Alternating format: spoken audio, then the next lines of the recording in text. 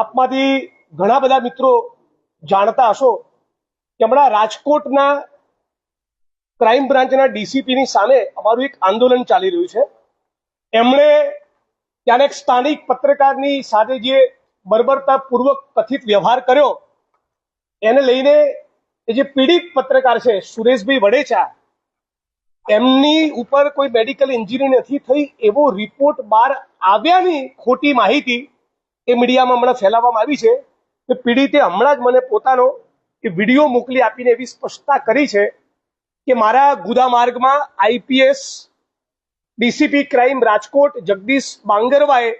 જે પેટ્રોલ નાખવાની કોશિશ કરી એ મારા ગુદા માર્ગમાંથી કોઈ સેમ્પલ લેવામાં આવ્યું જ નથી, એટલે રિપોર્ટ નીલ આવે કે મારી વિરુદ્ધમાં જાય એનો પ્રશ્ન ઉપસ્થિત થતો નથી। આ એક ચોખવટ ગુજરાતની જનતા સમક્ષ કરી મૂળ આ ચાર્જશીટ વાળી વાત તમારી સમક્ષ રજૂ કરું છું।